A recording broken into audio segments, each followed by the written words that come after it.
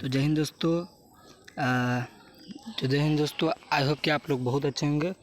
तो आज जो है क्लास 9th का जो है पॉलिटिकल साइंस का जो है चैप्टर नंबर 2 है, जिन चैप्टर का नाम जो है आपको कि लोकतंत्र क्या और क्यों।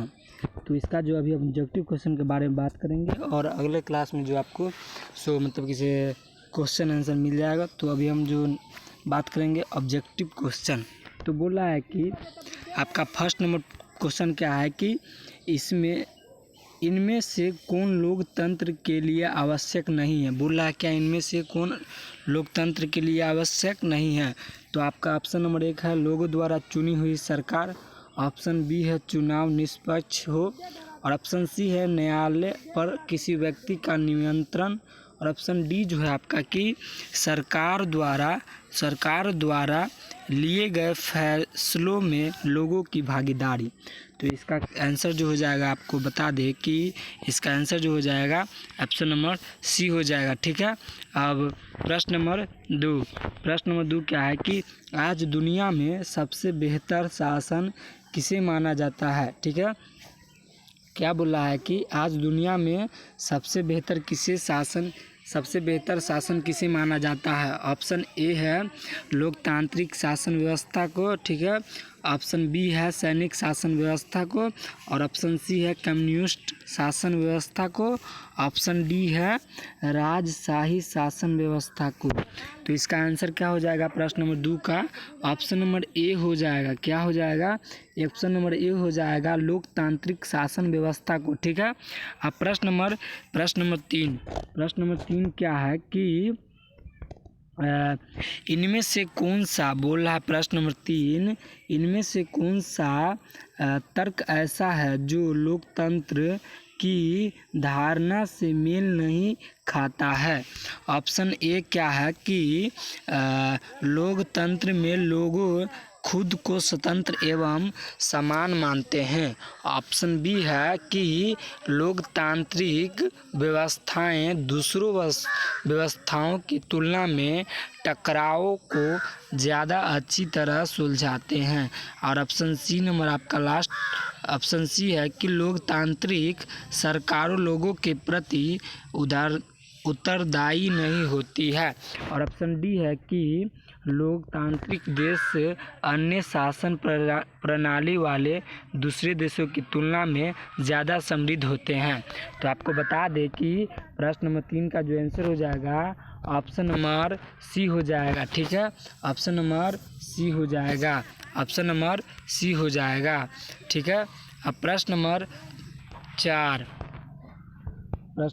क्या है कि बोला है कि इनमें कौन सा ऐसा कारक है जिसे लोकतंत्र के लिए शुभ नहीं कहा जा सकता है। क्या नहीं कहा जा सकता है? शुभ नहीं कहा जा सकता है। तो यहाँ पर प्रश्न को गौर कीजिएगा। ठीक है। और प्रश्न ऑप्शन नंबर ए है कि लोगों द्वारा चुनी गई सरकार हो, ऑप्शन बी है सरकार द्वारा लिए गए निर्णयों में लोगों की सहभागिता हो, ऑप्शन सी है न्यायालय पर किसी व्यक्ति विशेष का निमंत्रण, और ऑप्शन डी है चुनाव निष्पक्ष एवं शांतिपूर्वक तरीके। तो आपको बता दें कि प्रश्न नंबर 4 का जो आंसर हो जाएगा ऑप्शन नंबर सी हो जाएगा। ठीक है। क्या हो जाएगा? ऑप्शन नंबर सी हो जाएगा। क्या हो जाएगा? न्यायालय पर किसी व्यक्ति विशेष का नियंत्रण। अब प्रश्न नंबर 5 निम्नलिखित सूचना बोल रहा है कि निम्नलिखित सूचनाओं के आधार पर लोकतांत्रिक शासन की पहचान कीजिए। तो आपको बता दें कि इसका आंसर हो जाएगा आपको प्रश्न नंबर 5 का जो आंसर हो जाएगा करेक्ट आंसर क्या हो जाएगा? प्रश्न नंबर 5 का जो आंसर हो जाएगा ऑप्शन नंबर बी हो जाएगा। क्या हो जाएगा? ऑप्शन नंबर बी हो जाएगा। आपको पढ़ के बता दे कि क्या होगा। संसद न्यायपालिका की शक्तियों सीमित करने का कानून बना सकती है। प्रश्न नंबर 6 क्या है? प्रश्न नंबर 6 कि निम्नलिखित में से कौन सा वक्तव्य लोकतंत्र के पक्ष में सर्वोत्तम है बोला है। तो आपको बता दें कि प्रश्न नंबर 6 का जो आंसर हो जाएगा, आपको सबसे पहले आप टिक सी को लगा लीजिए। अब प्रश्न ऑप्शन नंबर सी पढ़ेंगे, क्या है कि लोकतंत्र में क्या है, इसका आंसर जो हो जाएगा लोकतंत्र में प्रशासन जनता के प्रति अधिक उत्तरदायी होती है। अब प्रश्न नंबर 7, तो प्रश्न नंबर 7 क्या है कि लोकतांत्रिक और गैरतांत्रिक बोल रहा है, लोकतांत्रिक और गैरतांत्रिक शासन व्यवस्था में अंतर किस आधार पर किया जा सकता है। तो आपका बता दें कि आप लोग पहले इसका जो है, हमारे हिसाब से तो 4 होना चाहिए, लेकिन आप लोगों के हिसाब से क्या होगा, आप लोग कमेंट में जो इसका आंसर ज़रूर देंगे। तो दोस्तों आप लोग जो है क्या होगा, 4 सरकार निर्णय की प्रक्रिया के आधार पर आप लोग ज़रूर बताइएगा। प्रश्न नंबर जो है 7 का आंसर सब्जेक्टिव क्वेश्चन जो है, इसका जो आप लोग कमेंट में बताइएगा कि इसका आंसर क्या होगा। अब प्रश्न नंबर जो है 8 कि लोकतंत्र में शासन कौन करते हैं, बोल रहा है लोकतंत्र में जो है शासन कौन करते हैं। तो आपको बता दें कि ऑप्शन नंबर ए हो जाएगा जनता हो जाएगा। अब प्रश्न नंबर 9 कि इनमें से कौन सी शासन, बोला है कि इनमें कौन सी शासन प्रणाली विश्व की सबसे अच्छी होती है। ऑप्शन ए इसका आंसर जो आपको बता दे, प्रश्न नंबर 9 का जो आंसर आपको ऑप्शन नंबर बी हो जाएगा। क्या हो जाएगा, बी हो जाएगा। बी नंबर क्या बोल रहा है, क्या है ऑप्शन, लोकतांत्रिक शासन प्रणाली। अब प्रश्न नंबर 10 लोकतांत्रिक पद्धति की सरकार में शासन की बागडोर किसके हाथों में होती है, बोल रहा है लोकतांत्रिक की पद्धति की सरकार जो है कि शासन बागडोर किसके हाथों में होती है। तो आपको बता दें कि इसका आंसर हो जाएगा जनता के हाथों में, ऑप्शन नंबर बी हो जाएगा। अब प्रश्न नंबर 11 क्या है कि भारत में विधानमंडलों में, बोल रहा है भारत में विधानमंडलों में किसके लिए स्थान आरक्षित है। तो आपको बता दें कि 11 का आंसर सी हो जाएगा, क्या कि अनुसूचित जाति एवं जनजाति के लिए। अब प्रश्न नंबर 12 क्या है कि इनके किस कथन को आप लोकतांत्रिक मानते हैं। तो आपको बता दें कि प्रश्न नंबर 12 का भी आंसर जो आपको राइट आंसर सी हो जाएगा। अब चलिए आप ऑप्शन को पढ़ते हैं कि क्या है। ऑप्शन नंबर सी है कि एक कर्मचारी अपने अधिकार से हमारे काम करने की घंटे कानून के अनुसार काम किए जाने चाहिए। ठीक है। अब प्रश्न नंबर 13 अब्राहम लिंकन किस देश के राष्ट्रपति थे। तो आपको बता दें कि अब्राहम लिंकन जो थे अमेरिका के राष्ट्रपति थे। कहाँ के थे, अमेरिका के। ऑप्शन नंबर सी 13 का। प्रश्न नंबर 14, ठीक है। प्रश्न नंबर 14 कि लोकतांत्रिक एवं गैरतांत्रिक शासन व्यवस्था में किस, यहाँ पे जो है ये जो क्वेश्चन 2 बार आ गया है। अब प्रश्न नंबर 14 छोड़ देंगे। ये जो 7 नंबर जो क्वेश्चन है वही नंबर जो है वही क्वेश्चन यहाँ पे भी पूछा गया है। अब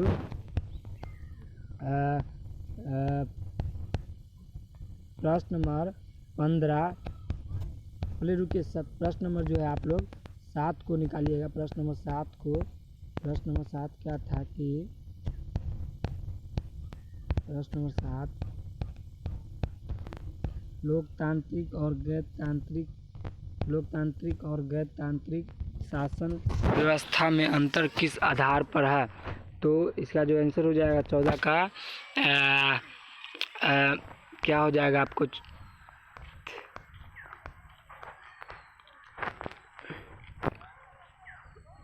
इसका जो आंसर हो जाएगा प्रश्न नंबर 7 का जो आंसर हो जाएगा कि ऑप्शन नंबर ए हो जाएगा राइट आंसर। आप लोग जो है जल्दी से इसका आंसर ऑप्शन नंबर ए लगा दीजिएगा। इसका जो right answer option number A हो जाएगा। अब प्रश्न नंबर 14 में क्योंकि वही क्वेश्चन है, बोला है कि प्रश्न नंबर 14 की लोकतांत्रिक और गैरतांत्रिक शासन व्यवस्था में अंतर किस आधार पर। तो इसका भी आंसर जो है सेम क्वेश्चन हो गया ये। तो इसका आंसर क्या हो जाएगा, बी हो जाएगा, मतदाता के आधार पर। अब प्रश्न नंबर जो ठीक है, अब प्रश्न नंबर जो है 15, प्रश्न नंबर 15 क्या है, गौर कीजिएगा, बहुत बड़ा क्वेश्चन है। क्योंकि ये जो है आपको क्योंकि 2025 में जो एग्ज़ाम होगी क्लास 9 का फाइनल जो, तो आपको ये क्वेश्चन ज़रूर ही आएगी। तो आप लोग गौर कीजिएगा कि बोल रहा है प्रश्न क्या किसी निर्वाचन क्षेत्र के कुछ गांवों के पेयजल उपस्थित कराने की कौन व्यवस्था सरकार द्वारा नहीं की गई? सरकार के ध्यान आकृष्ट कराने के लिए गांवों के लोग द्वारा कई तरीके से विचार किए गए और हैं गए, इनमें कौन सा तरीका अलोकतांत्रिक है? तो आपको बता दें कि प्रश्न नंबर 15 का जो आप लोग सही टिक जो आप लोग लगाइएगा, ऑप्शन नंबर जो है सी लगाइएगा। अब हम ऑप्शन पढ़ेंगे। क्या है कि सरकारी अधिकारों को घूस देना। क्या हो जाएगा आपको यहाँ पे जो राइट आंसर हो जाएगा सी हो जाएगा। आप लोग ज़रूर इसका आंसर सी लगा दीजिएगा। सरकारी अधिकारियों को घूस देना। अब प्रश्न नंबर 16 क्या है कि सैनिक शासन में शासन की जिम्मेदारी किसके हाथों में है? तो आपको बता दें कि इसका आंसर जो हो जाएगा आपको सी हो जाएगा, ये सेना या फौज के हाथों में है आपको। अब ठीक है, अब प्रश्न नंबर जो है 17, प्रश्न नंबर 17 जो है वर्षा 2005 में बिहार विधानसभा के चुनाव में अनीता बोला है। वर्षा 2005 सॉरी यहाँ पे जो 2005 है, बिहार विधानसभा के चुनाव में अनीता भी अपने माता पिता के साथ वोट देने गई थी, लेकिन अनीता के वोट देने को रोक दिया गया। क्यों? कहा गया कि उनकी उम्र अभी वोट देने की नहीं हुई है। आप हमें बताइए कि भारत में वोट देने की न्यूनतम उम्र कितनी है? तो आपको बता दें कि आप लोगों को ये क्वेश्चन का आंसर जो आप लोगों को पता होगा, क्या होगा कि ऑप्शन नंबर सी हो जाएगा। क्या 18 वर्ष जो अगर आप जो वोट देने जाइएगा तो उसका जो उम्र कम से कम, यानी कि कम से कम आप लोगों को बताया जाए तो कम से कम जो हो जाएगा 18 हो जाएगा। 18 साल उम्र रहेगा तो आप वोट दे सकते हैं। ठीक है। अब प्रश्न नंबर 18 क्या है कि निम्नलिखित में से किस शासन व्यवस्था में शासन का आधार जनता होती है? तो आपको बता दें कि 18 का आंसर जो हो जाएगा ऑप्शन नंबर सी हो जाएगा, लोकतंत्र हो जाएगा। ऑप्शन नंबर सी हो जाएगा। अब प्रश्न नंबर 19 क्या है कि निम्नलिखित में से बोल रहा है, प्रश्न नंबर 20 गौर कीजिएगा। निम्नलिखित में से किस देश में सैनिक द्वारा तख्ता पलट कर शासन स्थापित करने का उदाहरण मिला था? आपको बता दें कि आपका 19 का आंसर आपका जो है डी हो जाएगा। क्या हो जाएगा? डी क्या हो जाएगा? पाकिस्तान हो जाएगा। पाकिस्तान हो जाएगा। पाकिस्तान हो जाएगा। क्या हो जाएगा? पाकिस्तान हो जाएगा। पाकिस्तान हो जाएगा। ऑप्शन नंबर जो आपको हो जाएगा, आपका अपना ऑप्शन नंबर हो जाएगा डी, पाकिस्तान हो जाएगा। आप लोग जल्दी से इस पर टिक लगा लीजिएगा। ऑप्शन नंबर डी पर लगा लीजिएगा। डी पर लगा लीजिएगा। क्या किस पे लगा लीजिएगा? डी पर, पाकिस्तान। प्रश्न नंबर 20 की निम्नलिखित में से बोल रहा है, प्रश्न नंबर 20 की निम्नलिखित में से किस देश प्राचीन समय में लोकतांत्रिक प्रचलित नहीं थे? ऑप्शन में इसका जो आपका आंसर हो जाएगा कि बोला प्रश्न नंबर 20 का ऑप्शन नंबर बी नेपाल हो जाएगा। क्या हो जाएगा? Option number B Nepal. प्रश्न नंबर 21 वर्तमान समय में प्रत्यक्ष लोकतंत्र किस देश के में देखने को मिलता है? वर्तमान बोल रहा है, वर्तमान। यहाँ पे गौर कीजिएगा, वर्तमान। तो आपको बता दें कि इसका आंसर जो हो जाएगा आपको देखिए इसका ऑप्शन जो आपको 3 ठो मिलेगा। चौथा लगाना है तो इनमें से कोई नहीं भी लगा सकते हैं, लेकिन इसका आंसर जो आपको बता दे कि ये ऑप्शन नंबर बी हो जाएगा, स्विट्जरलैंड हो जाएगा। अब प्रश्न नंबर जो आपको बता दे 22 बोल रहा है, प्रश्न नंबर 22 की लोकतांत्रिक बोल रहा है, प्रश्न नंबर 22 की लोकतांत्रिक और गैर तांत्रिक शासन व्यवस्था पर किस अंतर किया जाता है? सॉरी ये क्वेश्चन जो है बार बार आ जाता है, क्या करें। तो हो सके तो आप माफ़ कर सकते हैं। तो इसका आंसर 4 हो जाएगा। तो आप लोगों को मालूम होगा। तो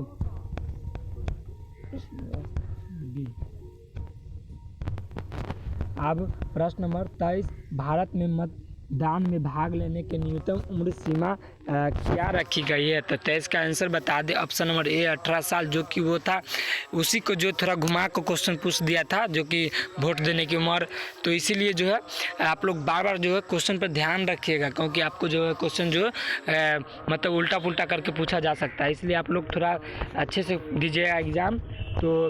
तो आप लोग बताइएगा कि 21 अक्टूबर और 2024 को जो है कैसा एग्ज़ाम गया है हिंदी और संस्कृत का। तो आप लोग ज़रूर बताइएगा कि कैसा एग्ज़ाम गया है हमारे।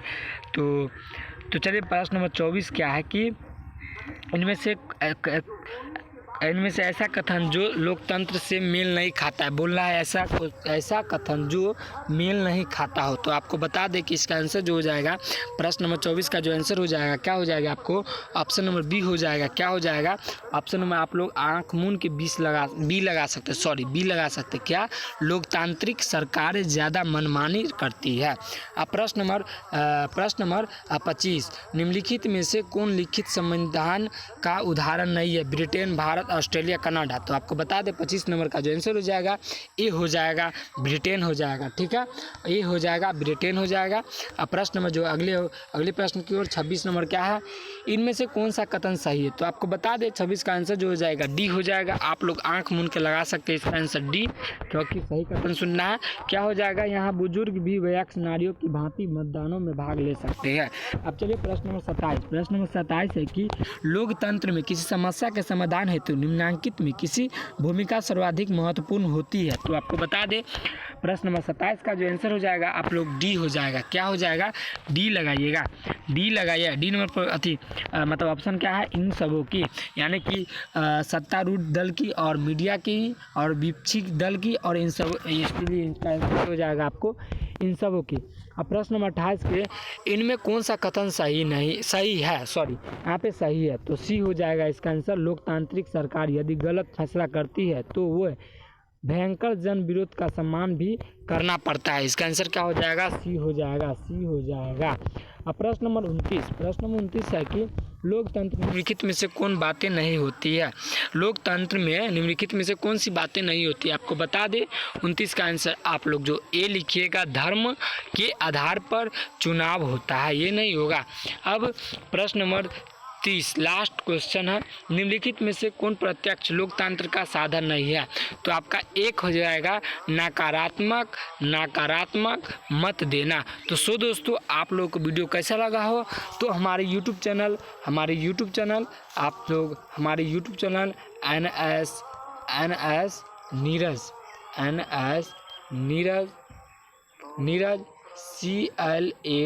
CLASSES क्लासेस को सब्सक्राइब कीजिएगा, और ताकि सभी 9th क्लास का जो है आप लोगों को सभी सब्जेक्ट का जो है आप पर, ये जो था पॉलिटिकल साइंस का जो था जिसको हम राजनीतिक कहते हैं, वही जो है चैप्टर नंबर 2 का जो है ऑब्जेक्टिव क्वेश्चन था। तो आई होप कि आप लोगों को वीडियो अच्छा लगा हो। तो ठीक है, तो मिलते हैं नेक्स्ट वीडियो में, तब तक के लिए जय हिंद,